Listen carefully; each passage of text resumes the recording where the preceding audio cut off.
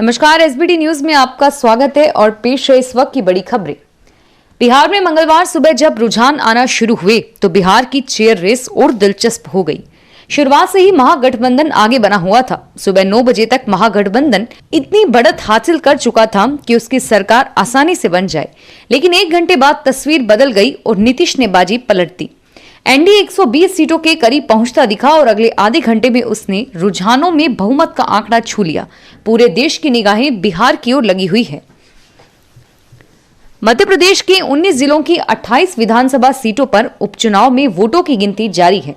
28 सीटों के रुझान आ गए हैं और इनमें से 17 सीटों पर भाजपा और 10 सीट पर कांग्रेस आगे है, जबकि 1 सीट पर बसपा आगे है। अब तक आए रुझानों में भाजपा का कमल खिलता दिख रहा है। पूर्व मंत्री तुलसी सिलावट, गोविंद सिंह राजपूत और मंत्री महेंद्र सिंह सिसोदिया, प्रद्युम्न सिंह तोमर, ब्रजेंद्र सिंह यादव, इमरती देवी, प्रभुराम चौधरी, हरदीप सिंह डंग, राजवर्धन सिंह दत्तीगांव, सुरेश धाकड़ और विशाल साहू आगे चल रहे हैं। और वहीं सिंधिया खेमे के 3 मंत्री ओपीएस भदौरिया, गिरिराज दंडोतिया और एंदल सिंह कंसाना पीछे हैं। ग्वालियर की तीनों सीटों पर भाजपा आगे है। भोपाल संभाग की दोनों सीट ब्यावरा और सांची पर भी भाजपा लीड हुए हैं। उधर मालवा की 5 सीटों में से 2 पर सीट कांग्रेस बढ़त पर है। सिंधिया के प्रभाव वाले चंबल के मुरैना की 5 सीटों में से 3 सीटों पर भाजपा पीछे है।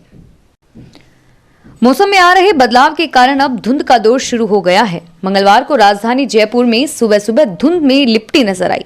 सुबह करीब 8:30 बजे तक शहर में धुंध छाई रही और वहीं सर्दी भी अपना असर दिखाने लगी है। सुबह सुबह सर्दी के कारण सड़कों पर आम दरफस्त कम हो गई और वहीं रात 8 बजे भी सर्दी का ठीक ठाक सा एहसास होने लग गया। राज्य के अन्य कई शहरों में भी यही नजारा देखने को मिल रहा है। जयपुर में मंगलवार की सुबह करीब 6 बजे अच्छी खासी धुंध देखी गई। धुंध का ज्यादा असर बाहरी इलाकों में था और वहीं शहर के अंदरूनी हिस्सों में इसका अच्छा खासा असर रहा। धुंध के कारण विजिबिलिटी काफी कम रही। मुख्यमंत्री अशोक गहलोत ने कोरोना और शुद्ध के लिए युद्ध अभियान की प्रगति की समीक्षा की। सीएम ने अफसरों से कहा कि त्योहारी सीजन और सर्दी के मौसम को देखते हुए कोविड-19 को लेकर किसी तरह की कोताही नहीं बरती जाए। सीएम ने स्वास्थ्य विभाग को कोरोना संक्रमण रोकने में पूरी मुस्तैदी के साथ कार्य करने के निर्देश दिए। मुख्यमंत्री ने दिल्ली का उदाहरण देते हुए कहा कि कोरोना से मृत्यु दर पिछले दिनों में अचानक बढ़ी है और ऐसे में प्रदेश में किसी भी तरह की ढिलाई नहीं बरतें। आरक्षण की मांग को लेकर विगत 9 दिनों से गुर्जर समाज के आंदोलनकारी बयाना के नजदीक दिल्ली मुंबई रेलवे ट्रैक पर बैठे हैं। गुर्जर समाज व राज्य सरकार के बीच अब तक कोई सार्थक वार्ता नहीं हो पाई है। ऐसे में अब गुर्जर आरक्षण आंदोलन की आंच अन्य जिलों में भड़कने लगी है और इसी कड़ी में सवाई माधोपुर जिले में भी गुर्जर समाज के लोग सक्रिय हो रहे हैं। गुर्जर समाज के लोगों ने आज कुशील दर्रा में जाम लगा दिया और टोंक चिरगांव स्टेट हाईवे पूरी तरह से बंद कर दिया। गुर्जर नेता भूरा भगत के नेतृत्व में गुर्जर समाज के लोगों ने कुशीलदा दर्रा में जाम लगा दिया और वहीं समाज के लोगों द्वारा लगातार गुर्जर बाहुल्य गांवों में संपर्क किया जा रहा है ताकि जाम स्थल पर गुर्जर समाज के अधिक से अधिक लोग जमा हो सके। जाम स्थल पर फिलहाल करीब 8100 लोगों की मौजूदगी है, पर लगातार भीड़ बढ़ती जा रही है। राजस्थान के 21 जिलों में जिला परिषद और पंचायत समिति सदस्यों के लिए नामांकन पत्र प्रस्तुत करने की अंतिम तिथि तक जिला परिषद सदस्यों के लिए 2556 उम्मीदवारों ने 2767 और पंचायत समिति सदस्यों के लिए 19213 उम्मीदवारों ने 20838 नामांकन पत्र दाखिल किए हैं।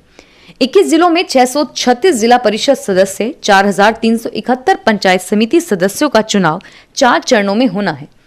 राज्य निर्वाचन आयोग के आयुक्त पीएस मेहरा ने बताया कि प्रदेश के 21 जिलों की 222 पंचायत समितियों में जिला परिषद एवं पंचायत समिति सदस्यों के आम चुनाव के लिए 4 नवंबर को अधिसूचना जारी होते ही नामांकन भरने की प्रक्रिया प्रारंभ हो गई थी। 9 नवंबर को नामांकन के अंतिम दिन सर्वाधिक नामांकन दाखिल किए गए। अजमेर में कोविड केयर सेंटर से भागा दुष्कर्म का आरोपी सांवरलाल खिड़की पर लगी फाइबर सीट काटने के बाद लोहे के ग्रिल के बीच आसानी से निकला। छत के रास्ते से सेंटर से निकलने में कामयाब रहा और खास बात यह रही कि कोविड केयर सेंटर में बनी अस्थायी जेल की खिड़कियों में लगी ग्रिल से कैदी के फरार होने का अब तक किसी ने भी अंदाजा नहीं लगाया था। अब पुलिस प्रशासन ने सार्वजनिक निर्माण विभाग को वार्ड की खिड़कियों की ग्रिल के बीच का अंतर कम करने के लिए कहा है। भरतपुर जिले के मनिया कस्बे में बंसल ज्वेलर्स की दुकान पर आई 5 महिलाओं के समूह में से एक महिला ने ज्वेलर्स को चकमा देकर अलमारी में रखे सोने के आभूषण से भरे डिब्बे को चुरा कर ले गई। पूरी घटना दुकान में लगे सीसीटीवी कैमरे में कैद हो गई। डिब्बे में सोने के छोटे बड़े कई तरह के आभूषण रखे हुए थे, जिनकी कीमत करीब 10 लाख रुपए है।